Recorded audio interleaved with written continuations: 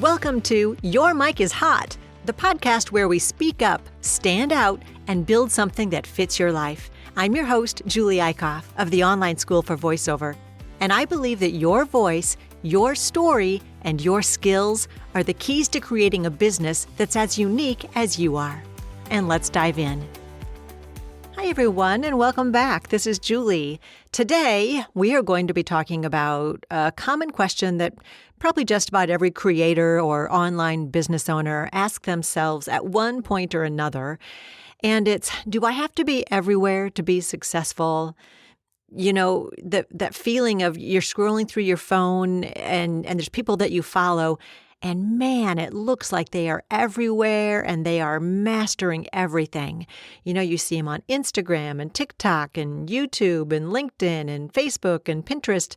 And then don't forget about the podcast and the email newsletter and the blog and the webinars and the live streams and maybe even a carrier pigeon service for most of their loyal fans. I'm joking there, but you get it. It's enough to make you want to throw your phone in the river. If you're sitting there and you're feeling the pressure to plaster yourself across every single platform just to grow, then take a listen and take a deep breath. You do not need to be everywhere. What you do need is a visibility style, a way of showing up that feels authentic and natural for you, your audience, and most importantly, your energy. So let's get real for just a second here. The advice to be everywhere is overrated and outdated. In theory, it sounds great, more platforms, more eyes, more opportunities. But in practice, especially for a solo creator like most of us are, or if you're lucky enough to have a small team, it's still a recipe for burnout. When you're trying to be on every platform, you're constantly feeling the pressure to post. You end up creating content just to fill the feed without any real intention behind it. It's the difference between a heartfelt conversation and shouting into the void. This kind of surface-level content doesn't connect with anyone, and it's a fast track to feeling completely drained before you ever even see any results. You've probably heard the classic advice, just repurpose everything and post it to all your platforms. I have certainly talked about repurposing things, but that doesn't mean you need to be on every platform. And I know that sounds simple. Take your podcast audio, turn it into a YouTube video, then chop it into a bunch of TikToks and pull quotes for Instagram captions. But unless you have a part-time or a full-time team helping you with that, it can still be a sort of monumental task. The reality is it's not about how many places you show up. It's about how well you show up in the right places. So what exactly is a visibility style? Well, it's important to find out. It's your natural sweet spot for creating and being seen. It's the format that makes you feel alive, not drained. When you lean into your own style, your content flows more easily, more naturally, and the audience can feel that authentic energy. Let's break down 4 of the most common visibility styles. Number 1, audio first. This is for my voiceover people. You are a natural storyteller who comes alive when you talk. You don't need a camera or perfect lighting. Your magic happens when you can just sit down and chat. This is your sweet spot if you love podcasts, live audio chats. Think about maybe a private community or audio room, or even sending voice notes to clients. For you, the microphone is your stage. Number 2, video first. You're comfortable on camera and love connecting through facial expressions, body language, and visual storytelling. You get a thrill from editing a fast-paced reel or talking directly to your audience on a live stream. This is perfect for those who feel at home on YouTube, TikTok, or Instagram. You know how to use visuals to make a point, and you keep people engaged. Number 3, writing first.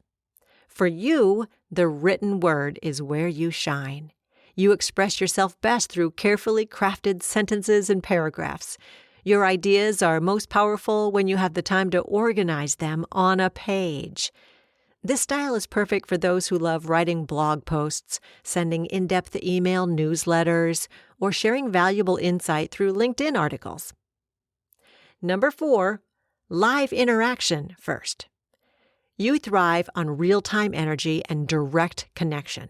The thought of a workshop, a webinar, a live Q&A session, or even an in-person event gets you excited. You feed off the energy of the room and love the back and forth of a live conversation. This style is all about building community in real time. While many of these, or any of these 4 types of common visibilities could be in your tool bag, most of us have a primary style that feels most like home, and maybe a secondary one that we're good at too. The key is to stop forcing yourself into all formats, because that can feel like pulling teeth. If being on camera feels like a nightmare, you don't have to become a TikTok star. Or if writing a blog post feels like a chore, then there's probably a better way for you to show up. So out of those 4, which one is your best? Which one is second? Audio, video, writing, or live? Once you know your style, choosing your platforms becomes so much simpler. It's not about what's hot right now. It's about what feels good to you and what makes sense for your audience. Ask yourself these 3 questions. Number 1, where do I feel the least resistance when I create? What format feels like play, not work? One good way to approach this is, if you have something on your to-do list, is it something that you're happy to sit down and get working on? Or is it something where you tend to procrastinate and do other things first? If that's the case, you're feeling resistance. Something about that task is something that doesn't resonate with you. And it's time to think that through and decide if there's a better way.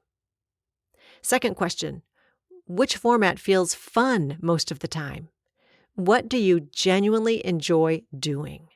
And this is really just the opposite of the first question. So if you have things on your to-do list and some of them feel fun, what are they? And why do they seem fun to you? Is it something about the format of what it is you're going to be doing? Number 3, and this question is important, where does my audience already hang out? So you can't just love your own platform. You also need the right people to be there too. So you do need to take that into consideration. So let's walk through a few examples. If you're an audio-first person, your main platform could be a podcast.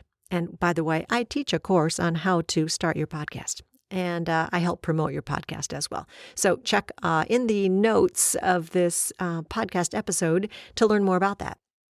If you're an audio-first person, you can record an episode of your podcast once a week. And then your support platforms could be Instagram or TikTok, where you share short, punchy clips of the best moments.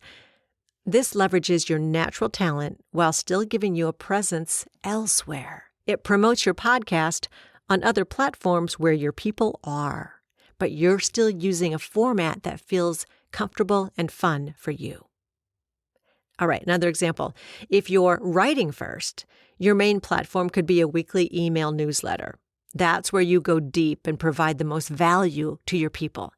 Your support platforms could be LinkedIn, where you share snippets or key takeaways from your email, or even Instagram, where you turn your insights into a carousel post. Now, if you are a video-first person, maybe your main platform is a YouTube channel, where you post longer, more detailed videos. Your support platform could be Instagram Reels, where you post a quick hook or behind-the-scenes moments to drive people to your full YouTube video. The point is, you get to lead with your strengths and then sprinkle a little bit of that magic elsewhere. Once you've identified your style and chosen your platforms, the next step is building a rhythm you can stick to. And that's the most important word, stick to. We've talked about this in other episodes. Consistency beats frequency every single time. Here's your simple action plan. Number 1, pick your main platform. Are you audio? Are you video? Are you writing? Are you live? And what's going to be your main platform? This is where you will go deep and create your core content. Then number 2, pick one support platform.